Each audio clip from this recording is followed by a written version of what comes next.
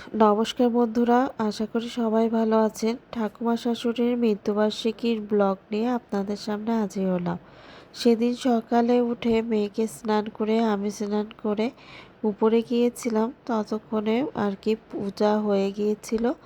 মেয়ে ওইখানে যে একটু প্রণাম করে নিল, তারপরে আমরা নিচে নেমে আসলাম।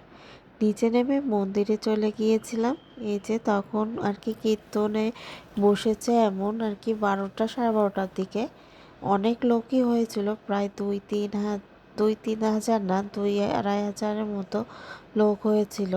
কিন্তু আগের বার আরও বেশি লোক হয়েছিল, সেইভাবেই অ্যারেঞ্জমেন্ট করা আগের বারের মতো তার থেকেও বেশি করা হয়েছিল।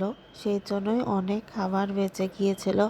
আসলে দামোদর মাস তো অনেকেই নিরামিষভোজী, এখানেও নিরামিষ আইটেম, কিন্তু অনেক নিয়ম কানুন মেনেই দামোদর মাস অনেকে পালন করে, সেই জন্য অনেকেই আসেনি। আর যারা এসেছে, আর রান্না খুবই ভালো হয়েছিল। তারপরে এখান থেকে উপরে যেয়ে দেখি রান্না শেষ। তারা রাত থেকেই বাবুর্চি রান্না শুরু করে দিয়েছে। আর দেখেন সেই কাঠ সবজি কিন্তু এখনও কেটে যাচ্ছে। আরও কুমড়ো বাকি ছিল, অনেক রান্না হয়ে গেছিলো আর কি। আর এই যে ভাত হয়ে গিয়েছে সব আর কি। 4তলায় ছিল, 4তলা থেকে নামিয়ে দোতলায় 3তলায় রাখছে, মানে দোতলা 3তলায় সবাই খাবে। আর সবাই মিলে একসাথে কাজ করছে। এদিকে গরম, সব কিছু সাবধানেই কাজ করছে সবাই। একবার দোতলা 3তলা নামাচ্ছে। এই যে লাউ দিয়ে ডাল হয়েছিল, বাবুর্চির হাতে সব রান্নাই অনেক ভালো হয়েছিল। তারপরে নিচে এসে দেখি মামাতো ননদ আর ছেলে মেয়ে নিয়ে ওরাও চলে এসেছিল নিচে মন্দিরে। তারপরে কিছুক্ষণ অনেকক্ষণ বসেছিলাম, আপনারা অনেকেই লাইভ দেখেছেন। এই যে মামি এসে বসে আছে, মেয়েও বসে আছে। কিছুক্ষণ পরেই তারা চলে গিয়েছিল।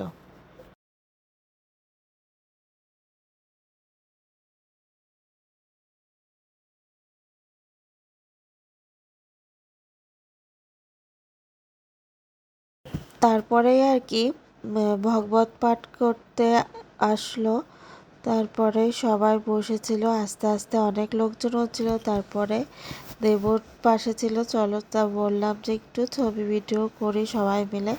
তারপরে এই যে রান্নাগুলো আপনাদের সাথে শেয়ার করছি। 5 তরকারি ছানা হয়েছিল, লাউ দিয়ে ডাল হয়েছিল, ভাত, বেগুনি।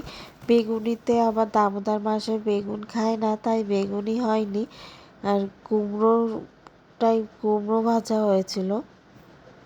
আর এইখানে তারা সবাই গল্প করছে, ভাই বোনরা মিলে। এসে দেখি শ্বশুর বাবা বসে আছে দোতলাতে। একটু পরেই আর কি অনুষ্ঠান শেষ হবে, খেতেও চলে আসবে সবাই। মানে ভগবত পাঠ পরেই আর কি খাওয়া দাওয়ার অনুষ্ঠান শুরু হবে।